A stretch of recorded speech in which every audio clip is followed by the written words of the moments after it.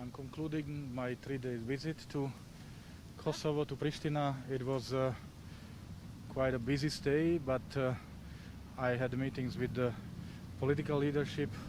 I had a meeting with all opposition political parties, and I also had meetings with wider segments of the societies, with the business community, with students, with the media for the first time, and of course also with the international community. So it was helpful to, first of all, with Prime Minister Kurti and First Deputy Prime Minister Bislimi, to take stock of the process so far and to discuss the next steps, including the preparations for next meetings.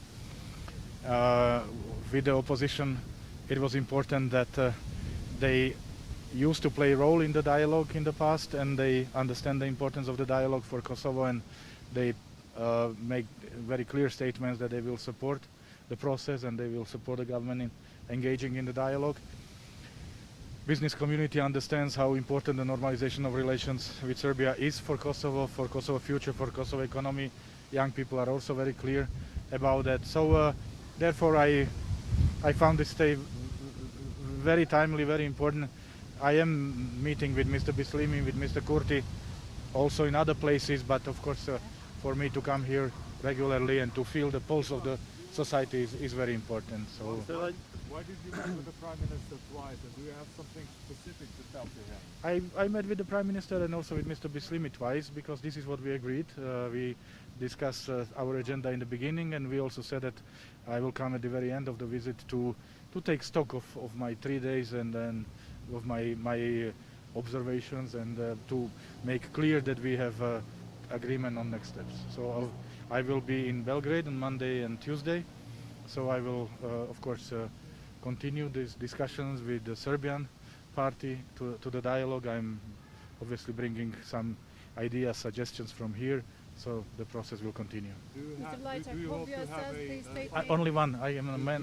Do you hope to have a meeting with the leaders soon, and when do you think that the final agreement can be reached? For example, can we expect next year?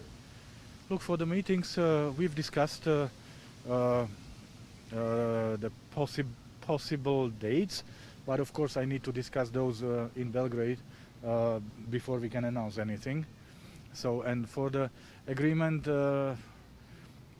it's you know, it's always risky to speak about dates or about time. So what is important is that the both parties engage in this discussion. It's a very sensitive, it's a very serious process, but the process is moving forward. This is the most important. Mr. Lajçak, how do you assess the statement of Prime Minister Kurti that Kosovo will establish reciprocity towards Serbia because there is no other way? I will not comment on statements on anyone, because I mean, this is we are here to normalize relations between Serbia and Kosovo. Prime Minister has constitutional duties, and I'm certainly not seeing my role as making any public comments on any statements. Can you explain to us what exactly Mr. Petkovic and Mr. Bislimi have agreed for? Because there is so many things that they are saying. Someone is saying the archives of KLA, the other is saying archives of State of Serbia. There was no particular discussion about the archives. I was surprised to see how a heated discussion followed here in your society, in your media. What was said was just to reconfirmation of what was said many times before, that there are no obstacles from either party to access to the archives. This was already stated last year and reconfirmed several times before. And Mr. Bislimi also said that there is no KLA archive, there is only the state archive. So there was nothing surprising, no particular agreement, but somehow it got misinterpreted in your society here. Thank you. Do you have any draft for agreement between Kosovo and Serbia? Final agreement? You want to know too much. But what is important that the process continues. Thank you very much. Thank you.